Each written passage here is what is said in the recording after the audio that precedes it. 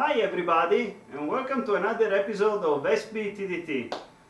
Sorry for the delay, it's been quite a few months since the last episode where we were talking about tires and the difference between different compounds and different meshes. We spoke about the fact that there are softer and harder compounds as well as softer and harder meshes, as well as different shape profiles on the tires. Some tires are round, others are more triangular, and they make the bike react differently.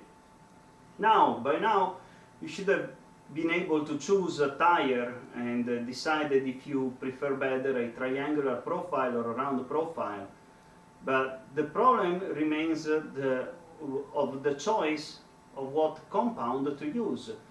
A lot of people ask, what do you do when the bike slides? Do you go to a softer compound tire? Well, there are advantages and disadvantages in every tire, and it's not a sure thing that a soft tire is the one that slides the least, because it depends upon the weather conditions.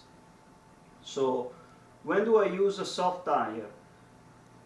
Despite what many people think, soft tires, they work better in the hot weather.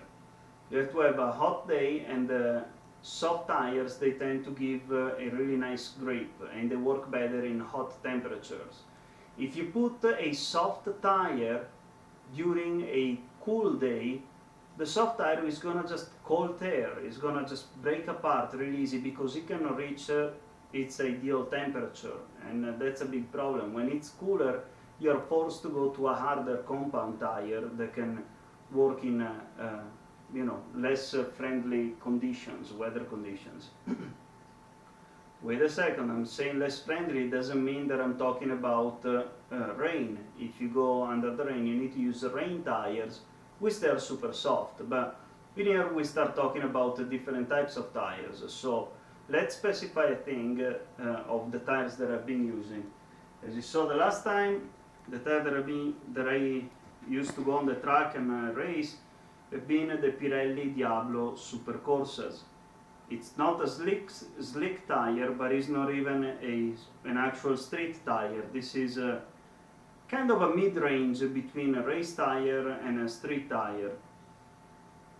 Advantages and disadvantages also in this tire. On the side, it's just like a slick. There are no grooves at all. In the middle, I have a few grooves. What do the grooves do for me? Well, the grooves, they actually let the rubber move, and by allowing it to move, it gets the tire warmed up quicker, even in case you don't have a tire warmer. Remember, if you have a slick tire, meaning that it doesn't have any grooves, you need to have the tire warmers on them. You cannot warm up a slick tire unless you take really long patience.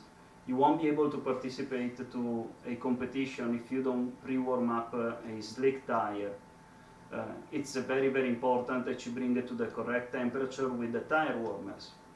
And just to give you an idea of an episode that happened to me years ago, I was testing a Ducati Desmo 16, the MotoGP bike basically, the 200 horsepower and barely 350 pounds worth of a bike.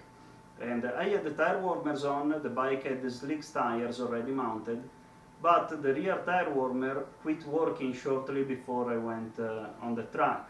So by the time that I got there, the tire was already cool.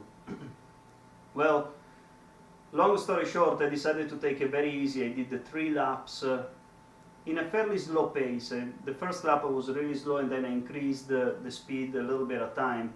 So at the end of the 3rd lap, I got to the straightaway. I was in Roboli Road doing turn 9, just about 100 mph, 90 to 100 mph. I started standing up the bike.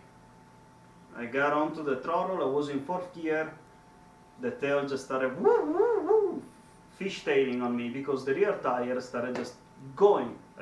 It was gone. It was lost. It was too cold still, despite the fact that I did 2 full laps trying to warm it up. So tire warmers, they're a key.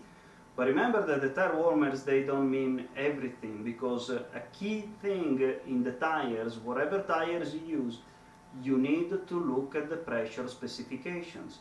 I've seen people getting involved in crashes just because they had the wrong tire pressure on the tires.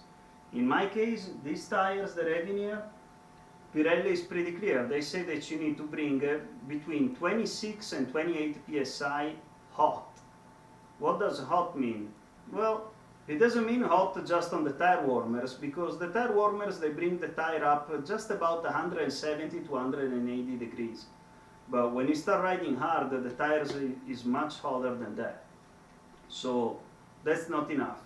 Usually what I used to do in the race days before, when I was practicing, I would put the tire on the tire warmer for at least an hour, put the pressure at 23 psi, go on the track. By riding, the tire gets warmed up and it grows usually up to 27, 28, sometimes I ride at 26. And then I have someone on the pits just after 3 laps waiting for me and check the tire pressure in case he needed to drop even further to avoid the tire being overinflated. Keep in mind, I'm talking about track tire pressure. Do not do that on the street. On the street you will never be able to grow a tire that much.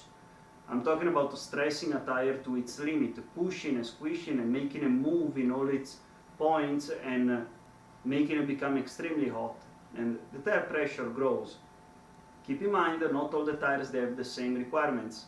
What I just said was valid for my tire, the Pirelli Diablos. Other tires they require even less, some they require more. So before you get on a bike with a certain tire, check the tire specification, look at them.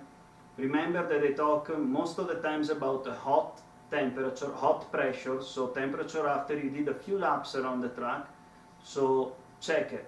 Remember that if you do 3 laps around the track and you slow down, the tire cools down, and by the time you get in the pits to check it, you don't have a correct reading. You need to push it hard, get back in the pits, check it, get going again.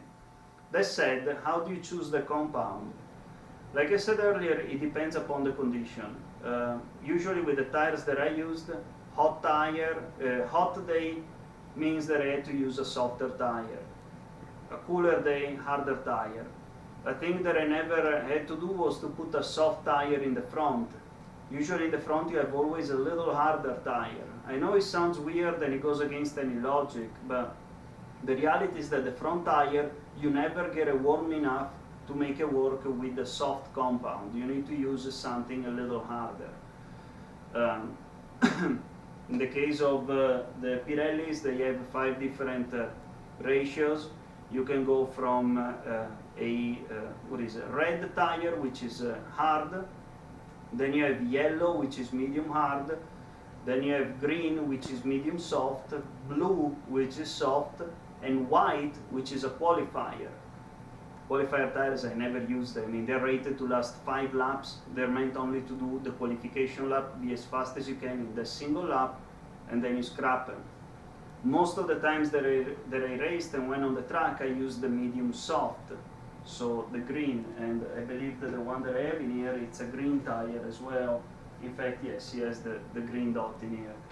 So, how does that work? How do the compounds work? Well, when they tell you that you have a medium soft tire, what they're referring is on the compound that there is on the edge. At least in these tires, that they are dual compounds. The compound of referral is always the one on the edge of when you need it the most. The center part of this tire is made out of a harder compound. Usually it's a step harder. Like if I am using a soft tire, the center part is going to be medium soft. If I'm using a medium soft tire, this part is going to be medium hard, etc., etc. It depends on other manufacturers. They may do it differently, but usually the center part of the tire is harder. Why? Because when you are on the straightaway, you don't need to have a really grippy tire unless you have a really powerful bike. Like that time that I said earlier, I was testing a Ducati Desmo 16, 200 horsepower worth of bike. Yeah, you may need a grippy tire, which eventually is going to make you wheelie rather than slip. That's also another preference. It depends upon the bike. I mean, me, I'm racing on a Ducati 848, so it's considered a middleweight bike. I definitely don't need a soft compound in the middle. A hard compound in the middle, that's more than plenty for me. So the only thing that I can tell you is test the tires. Look at the tables. Every tire manufacturer is going to give you a temperature table to tell you which compound to choose upon certain levels of temperature, and keep an eye on the tire pressure. The wrong tire pressure can change completely the way that the bike handles. A tire that is too hard is going to make the bike slip, maybe shake in a weird way. You drop sometimes even just 1 or 2 psi to come into the range of the tire what is made for. Now you are in a totally different world. You feel like you have a new bike. So keep an eye on this thing. And I guess this is it for today. We spoke about everything on tires, and we're gonna see you the next time, hopefully soon. I'll try to do my best. And remember, check your tire pressure. See ya!